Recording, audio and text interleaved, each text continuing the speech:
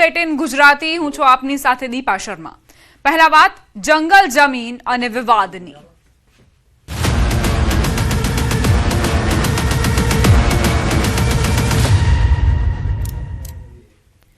નર્મદાના સાગબારામાં જંગલ જમીન વિવાદ, સાંસદ અને ધારાસભ્ય ધરણા પર બેઠા। સાંસદ મનસુખ વસાવા ધરણા પર બેઠા છે, ધારાસભ્ય દર્શના દેશમુખ પણ જોડાયા છે। ખેડૂતો જમીન માટે વિરોધ કરી રહ્યા છે। ખોપી ગામે ધરણા પર બેઠા નેતાઓ। સાંસદ મનસુખ વસાવાએ આરોપો મૂક્યા છે, આદિવાસીઓને ડરાવવા ધમકાવવામાં આવે છે। આદિવાસીઓની જમીન હડપ કરવા માંગે છે વન વિભાગ। 2 વર્ષ બાદ ઉમરપાડાની જમીન હડપ કરવાનો પ્લાન છે। આદિવાસીઓમાં ભાગલા પડાવવાનો આરોપ મુકાયો છે। ઉમરપાડાના કેટલાક વિઘ્ન સંતોષી લોકોને હાથો બનાવ્યો। આ પ્રશ્નને ઉકેલવા માટે રોડા નાખી રહ્યા છે। અમારી સાથે સાંસદ મનસુખ વસાવા પોતે જોડાઈ ગયા છે। મનસુખભાઈ, આપનું સ્વાગત છે ન્યૂઝ 18 ગુજરાતી પર। તમને પહેલા શું પ્રશ્નો જોવા મળ્યા આ તમામ જે આદિવાસી ખેડૂતો છે તેમની રજૂઆતો સાંભળીને? બેન, આજે સાગબારા તાલુકાના નાલખોપી ગામના બધા થઈને 10-12 ગામના લોકો જંગલની જમીન ખેડે છે। 20 વર્ષથી ખેડે છે, 2002 થી।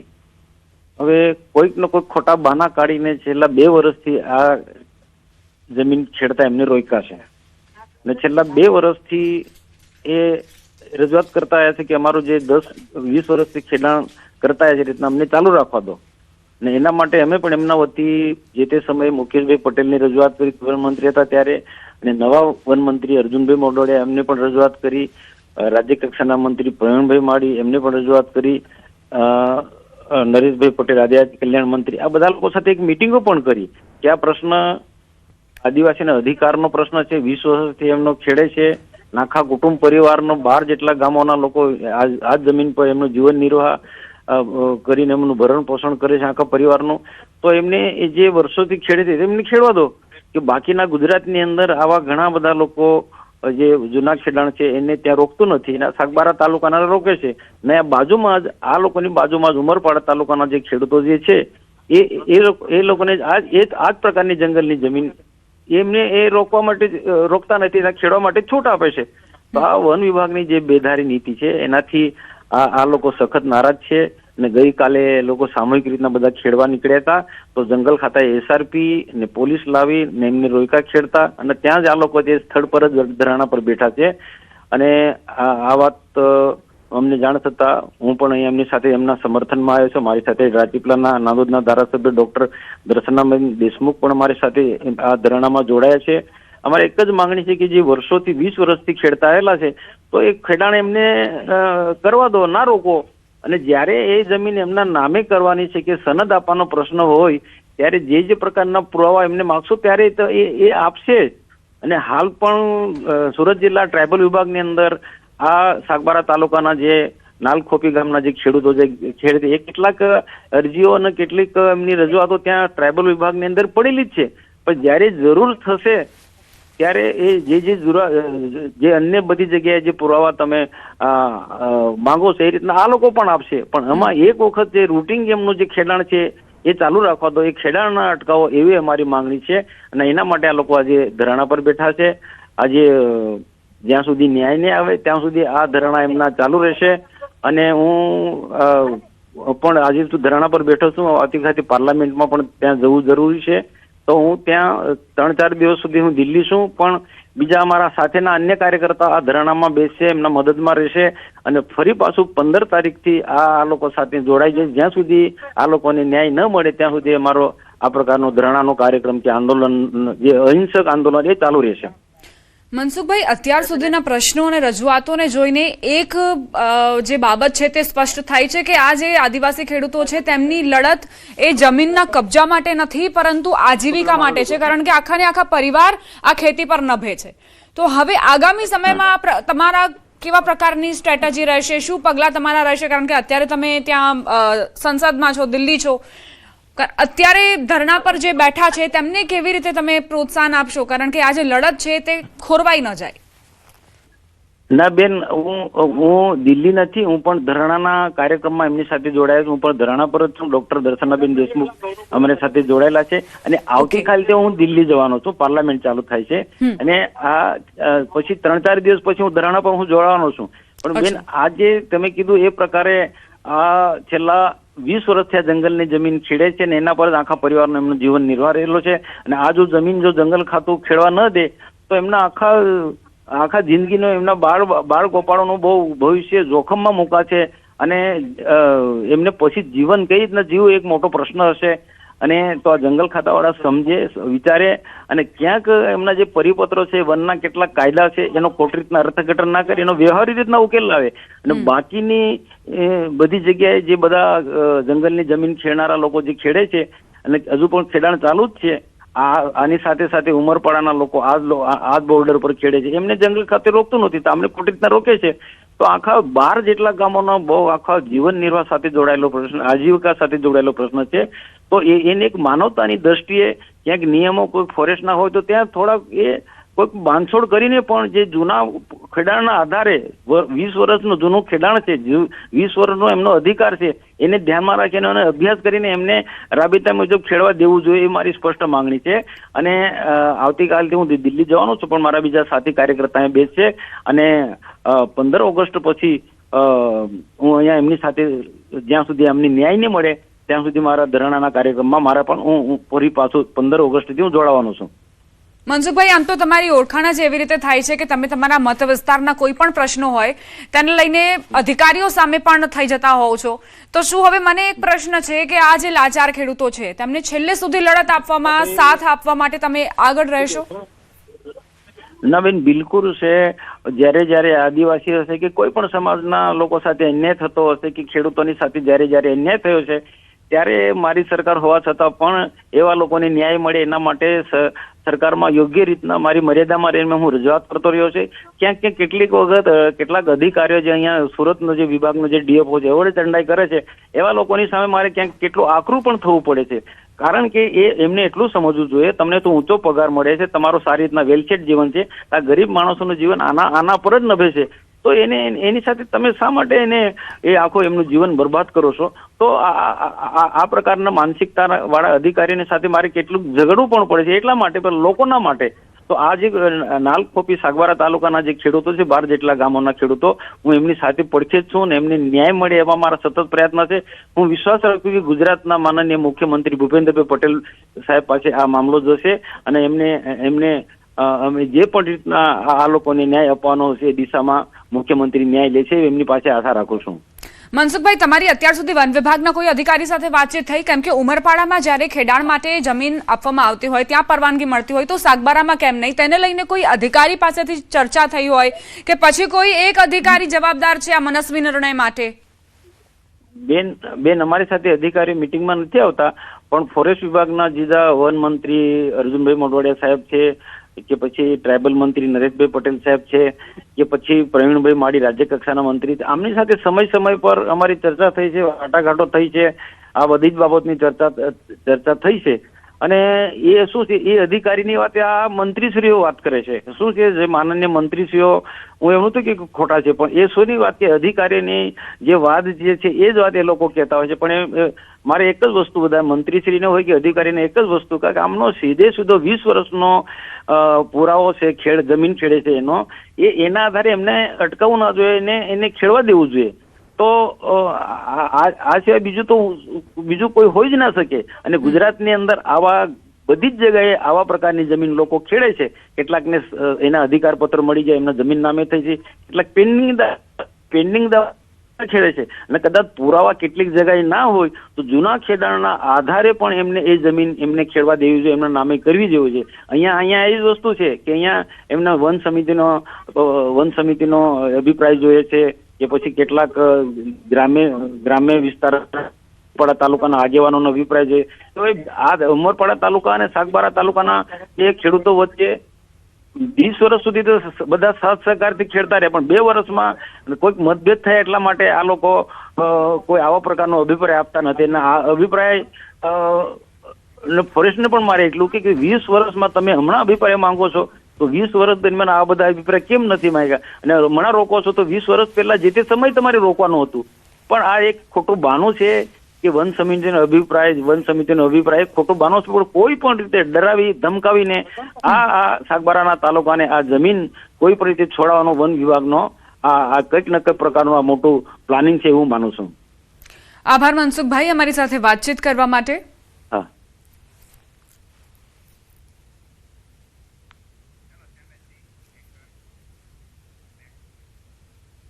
હવે આગળ વાત દીકરીઓની સુરક્ષાને લઈ ઉઠેલા સવાલ વિશે.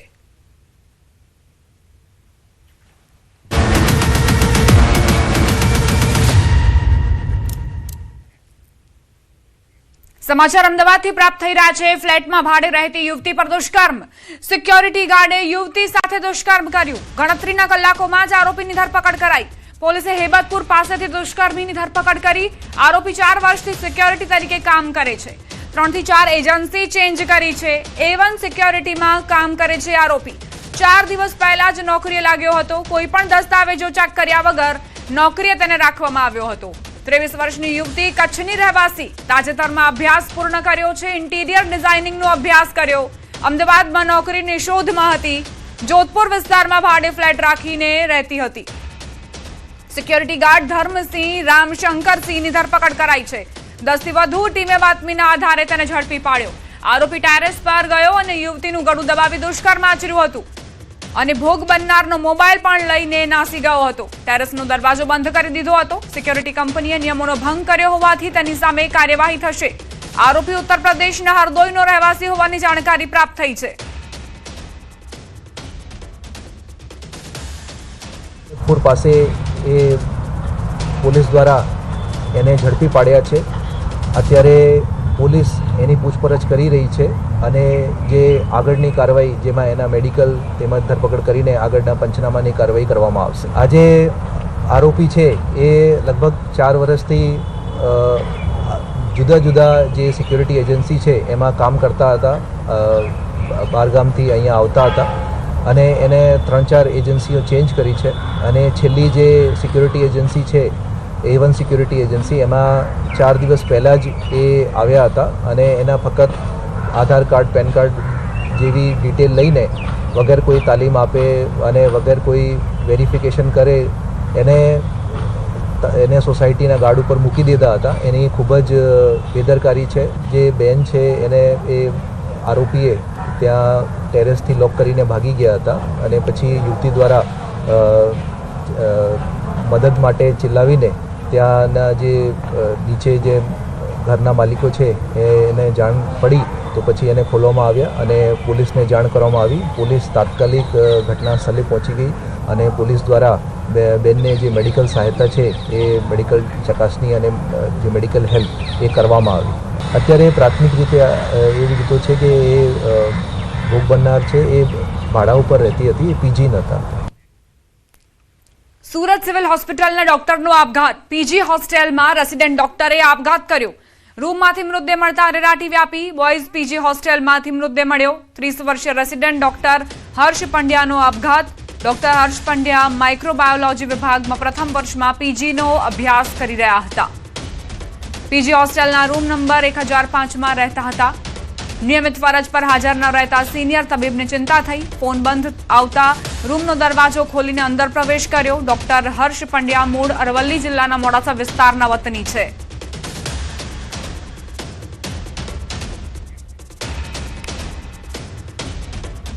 વડોદરામાં ગણેશ યાત્રામાં મારામારી થઈ છે. દશામાં યાત્રા બાદ હવે રાવપુરા ગણેશ આગમનમાં મારામારી. ગણેશ આગમન યાત્રા દરમિયાન અસામાજિક તત્વોનો આતંક. કેટલાક શખ્સોએ જાહેરમાં છૂટા હાથની મારામારી કરી. મારામારીનો વિડીયો સોશિયલ મીડિયા પર વાયરલ થયો છે. ધાર્મિક યાત્રા દરમિયાન બનેલી ઘટનાથી હડકંપ મચ્યો છે. આ પહેલા દશામાની યાત્રામાં પણ આગમન યાત્રા દરમિયાન મારામારીના સમાચાર સામે આવ્યા હતા, જેના વિડીયો પણ વાયરલ થયા હતા. હવે રાવપુરા ગણેશ આગમનમાં મારામારી થઈ છે. ગણેશ આગમન યાત્રા દરમિયાન અસામાજિક તત્વોએ આતંક મચાવ્યો. કેટલાક શખ્સોએ જાહેરમાં મારામારી કરી. છૂટા હાથની મારામારી પર તેઓ ઉતરી આવ્યા, જેના વિડીયો પણ સોશિયલ મીડિયા પર વાયરલ થઈ રહ્યા છે. ધાર્મિક યાત્રા દરમિયાન બનેલી આ ઘટનાથી હવે હડકંપ મચ્યો છે કે આ પ્રકારની ઘટનાઓ કેમ સતત વધતી જઈ રહી છે. કેટલાક અસામાજિક તત્વો એકબીજાને માર મારતા નજરે પડી રહ્યા છે, કેટલાક લોકો વચ્ચે પડીને બંનેને શાંત પાડવાનો પ્રયત્ન પણ કરતા નજરે પડ્યા, પરંતુ કેટલાક તીખડખોરો જે સતત આતંક મચાવતા રહ્યા। હવામાન વિભાગની પ્રેસ કોન્ફરન્સ આવી રહી છે, સાંભળીશું। कच्छ में 2 मिलीमीटर सर्वाधिक बारिश हुई है और जो भी मौसम प्रणालियां हैं उसमें सबसे पहले तो एक लो प्रेशर एरिया है जो कि आज north east MP adjoining Chhattisgarh पे है और उसका जो एसोसिएटेड साइक्लोनिक सर्कुलेशन है 7.6 तक किलोमीटर तक एक्सटेंड है। इसके साथ ही एक वेस्टर्न डिस्टर्बेंस है जिसकी पोजीशन 64 डिग्री ईस्ट और 29 डिग्री नॉर्थ है जो कि 5.8 किलोमीटर पर जिसका एक्सिस है। इसके अलावा मानसून ट्रफ भी अपनी नॉर्मल पोजीशन से साउथ की तरफ है, बीकानेर ग्वालियर से और सेंट्रल ये लो प्रेशर के सेंटर से होते हुए east central Bay of Bengal तक गया हुआ है और 3.1 किलोमीटर तक एक्सटेंडेड है अपर एयर में।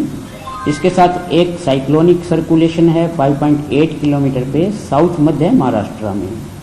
तो ये जो मौसम प्रणालियाँ हैं इसके प्रभाव से हम उम्मीद कर सकते हैं कि अगले 7 दिन में सौराष्ट्र कच्छ में छिटपुट से कुछ स्थानों पर और गुजरात रीजन में कुछ स्थानों से लेकर कई स्थानों पर बारिश हो सकती है।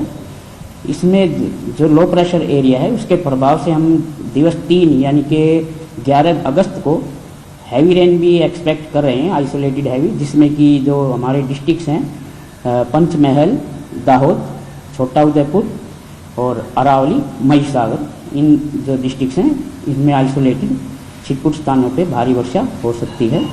इसके साथ ही हम 4 दिन थंडरस्टॉर्म लाइटनिंग भी एक्सपेक्ट कर रहे हैं जिसमें कि ज़्यादातर दिवस 1 में नॉर्थ ईस्ट गुजरात के डिस्ट्रिक्ट्स हैं। थोड़ी सी एक्टिविटी थंडरस्टॉर्म की भी बढ़ने की उम्मीद है। डे 2, डे 3 और डे 4 तक हमने थंडरस्टॉर्म लाइटनिंग संभावना जताई है। इसके साथ ही अगर हम देखें तो मानसून की बात कर लेते हैं। साउथ वेस्ट मानसून अभी तक साउथ वेस्ट मानसून लगभग गुजरात रीजन में अगर देखें तो 25% ज़्यादा हुई है रेन नॉर्मल से पूरे सीजन की 1 जून से लेकर अगर बात करते हैं। सौराष्ट्र कच्छ में 9% कम हुई है, 13% कम हुई है और ओवरऑल देखें तो पूरे गुजरात राज्य में 9% बारिश ज़्यादा हुई है नॉर्मल से अभी तक का। और अगर अगस्त की बात करें तो अगस्त में सौराष्ट्र कच्छ में भी लगभग 41% ज़्यादा हुई है बारिश, जो हमारा 8 अगस्त तक का यह आंकड़ा है। इसी के साथ ही गुजरात रीजन में भी लगभग 41% बारिश ज़्यादा हुई है और ओवरऑल स्टेट में भी 41 से 42% अभी बारिश अगस्त में मानसून में नॉर्मल से ज़्यादा हुई है। और अगर लोकल बात कर लेते हैं अहमदाबाद की तो हम आज जनरली क्लाउडी स्काई एक्सपेक्ट कर रहे हैं और 1 आधा स्पेल रेन और थंडर शावर्स का उम्मीद कर सकते हैं अहमदाबाद। ठीक है। તો હવામાન વિભાગે જાણકારી આપી। સૌરાષ્ટ્ર કચ્છમાં સામાન્ય કરતા ઓછો વરસાદ વરસ્યો છે, દક્ષિણ ગુજરાતમાં સામાન્યથી 25% વધુ વરસાદ ખાબક્યો છે। સૌરાષ્ટ્ર કચ્છમાં સામાન્ય કરતા ઓછો વરસાદ વરસ્યો છે, દક્ષિણ ગુજરાતમાં સામાન્યથી 25% વધુ વરસાદ ખાબક્યો છે। ઉત્તર મધ્ય અને દક્ષિણ ગુજરાતમાં વરસાદની ઘટ નથી, પરંતુ સૌરાષ્ટ્ર કચ્છમાં સામાન્ય કરતા ઓછો વરસાદ વરસ્યો છે। રોકાઈશું એક બ્રેક માટે। આપ જોતા રહો ન્યૂઝ 18 ગુજરાતી।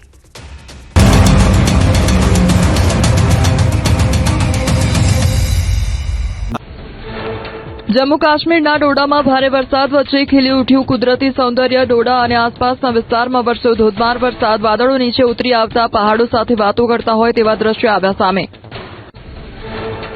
જમ્મુ કાશ્મીરના રામબનમાં જામ્યો વરસાદી માહોલ। ચંદરકોટમાં ભારે વરસાદ બાદ છવાયું ધુમ્મસનું સામ્રાજ્ય। વાદળો વચ્ચે ઢંકાઈ ગયા પહાડો। રામબન અને આસપાસના વિસ્તારોમાં વરસાદથી વાતાવરણમાં પ્રસરી ઠંડક। જમ્મુ કાશ્મીરના રાજૌરીમાં રસ્તાના અભાવે વિદ્યાર્થીઓના જીવ જોખમમાં। નદી નાળાઓને પાર કરીને શાળાએ જવા મજબૂરી। સ્થાનિકોએ પ્રભાવિત વિસ્તારોમાં વહેલી તકે પુલ બનાવી આપવા કરી માંગ। દિલ્હીમાં મેઘમહેર યથાવત। ભારે વરસાદથી ધીમી પડી રાજધાનીની રફતાર। છતરપુર સહિતના વિસ્તારોમાં વહેલી સવારથી વરસાદ પડતા રસ્તા પર ભરાયા પાણી। વાહન વ્યવહારને અસર। શહેરમાં જનજીવન પ્રભાવિત। વરસાદે બગાડી રાજધાની દિલ્હીની સુરત, મહરૌલી, બદરપુર રોડ, સંગમ વિહાર સહિતના વિસ્તારમાં વરસાદ બાદ રસ્તા બન્યા બિસ્માર। ઠેર ઠેર ખાડા અને પાણી ભરાતા અનેક વાહનો પટકાયા। રાહદારીઓ વાહન ચાલકોને ભારે હાલાકી. દિલ્હીમાં સફદરજંગ હોસ્પિટલ બહાર જળબંબાકાર ભારે વરસાદ બાદ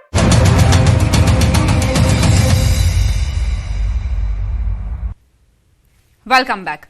ગાંધીનગર એલસીબીની મોટી કાર્યવાહી. પેથાપુરમાં દારૂ ભરેલી કાર સાથે એક શખ્સ ઝડપાયો. ભારતીય બનાવટનો વિદેશી દારૂની 381 બોટલો ઝડપાઈ. પકડાયેલા દારૂની કિંમત 96,435 રૂપિયા છે. કાર અને મોબાઈલ સહિત 5 લાખથી વધુનો મુદ્દામાલ કબજે કરાયો. આરોપી ગાંધીનગરના પેથાપુરનો રહેવાસી છે. દારૂનો જથ્થો મંગાવનાર અને મોકલનાર આરોપી ફરાર. ફરાર આરોપીઓને ઝડપી પાડવા માટે પોલીસે તપાસ શરૂ કરી છે.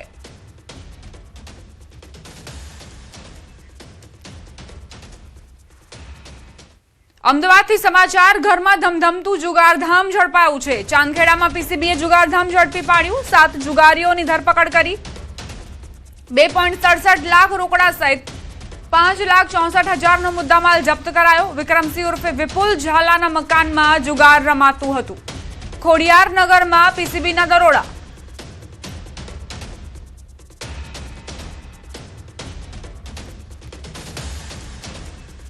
સમાચાર. અરવલ્લીથી મોડાસામાં હિટ એન્ડ રનની ઘટના બની છે, જેમાં એક વ્યક્તિએ પોતાનો જીવ ગુમાવ્યો.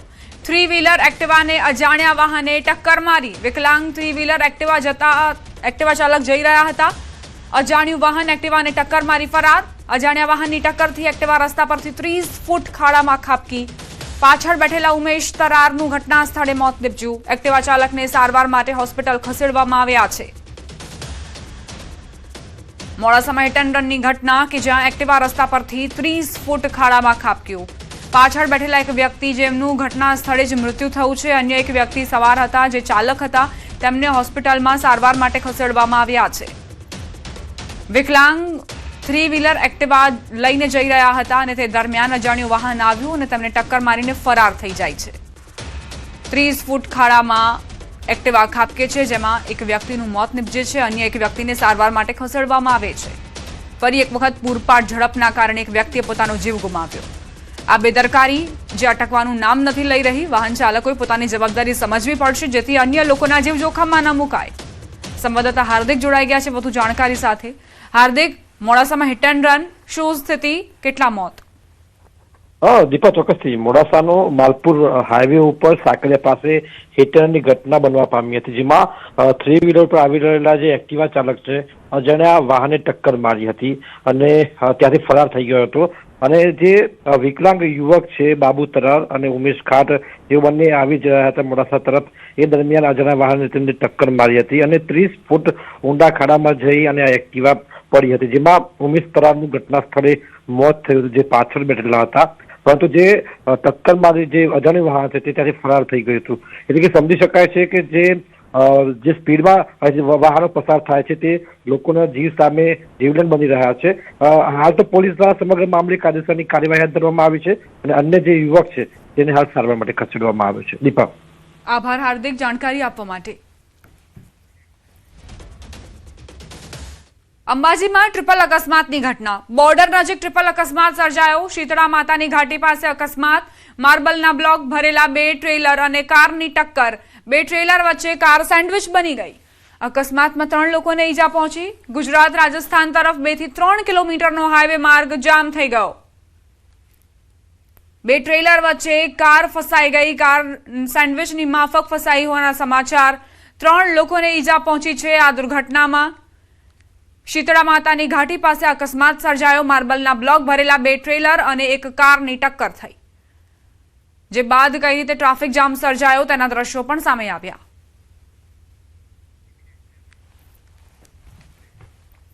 સમાચાર રાજકોટથી. જસદણ વિંછિયા રોડ પર અકસ્માતની ઘટના બની છે. અકસ્માતમાં તાલાળાના નાયબ મામલતદારનું મોત નીપજ્યું. સાળંગપુરથી દર્શન કરીને તેઓ પરત ફરી રહ્યા હતા. કારનો અકસ્માત સર્જાયો. કાર ડિવાઈડર સાથે અથડાતા અકસ્માત સર્જાયો છે. ગંભીર અકસ્માતમાં કાર ચાલકનું ઘટના સ્થળે જ મોત થયું. આ દુર્ઘટનાને પગલે ઘટના સ્થળે લોકોના ટોળા એકત્ર થયા. મૃતદેહને પોસ્ટમોર્ટમ માટે જસદણ સિવિલ હોસ્પિટલ ખસેડવામાં આવ્યો. બનાવ અંગે જસદણ પોલીસ દ્વારા વધુ તપાસ હાથ ધરાઈ છે.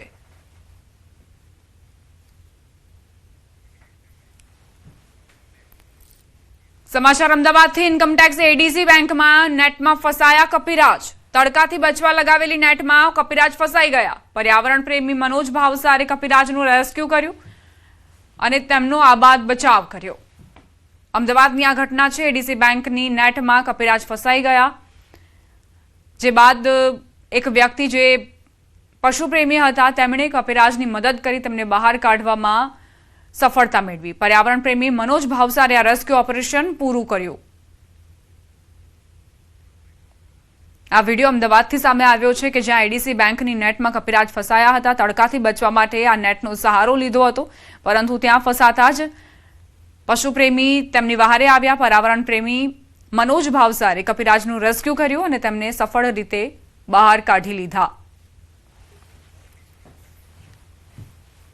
સુરત જિલ્લામાં સાયણ શુગર ફેક્ટરીની ચૂંટણીને લઈને સુરત જિલ્લામાં રાજકીય માહોલ ગરમાયો છે. વહેલી સવારથી જ સાયણ શુગર ફેક્ટરીની ચૂંટણી માટે શાંતિપૂર્ણ માહોલમાં મતદાન પ્રક્રિયાનો પ્રારંભ થયો છે. મતદાનને લઈ સભાસદોમાં ભારે ઉત્સાહ જોવા મળી રહ્યો છે અને સવારથી જ વિવિધ મતદાન મથકો પર મતદારોની કતારો જોવા મળી રહી છે. ચૂંટણીમાં કુલ 18 ઝોનમાંથી 37 ઉમેદવારો મેદાનમાં છે, જ્યારે ફેક્ટરી સાથે જોડાયેલા અંદાજે 21,800 જેટલા સભાસદો પોતાના મતાધિકારનો ઉપયોગ કરી રહ્યા છે. ખાસ વાત એ છે કે વિદેશમાં વસતા એનઆરઆઈ સભાસદોમાં પણ ચૂંટણીને લઈને ભારે ઉત્સાહ જોવા મળ્યો, જેના કારણે ચૂંટણીનો માહોલ વધુ રસપ્રદ બન્યો છે. હવે મતદાન શરૂ થતા તમામ ઉમેદવારોનું રાજકીય ભાવિ મતદારોના હાથમાં છે. મતપેટીમાં કેદ થયેલા મતનું પરિણામ આગામી 11 ઓગસ્ટના રોજ જાહેર કરવામાં આવશે.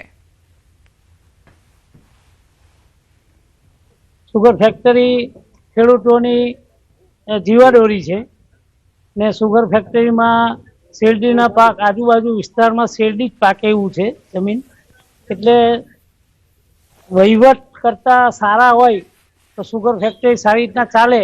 લગભગ અપેક્ષિત મતદારોમાં 95% વોટિંગ થશે અને મને પૂરેપૂરો વિશ્વાસ છે જે રીતે 61 ઝોનમાં પરિવર્તનનું વાવાઝોડું ચાલી રહ્યું છે એ જ પ્રમાણે તમામ ઝોનોમાં પરિવર્તન નિશ્ચિત છે.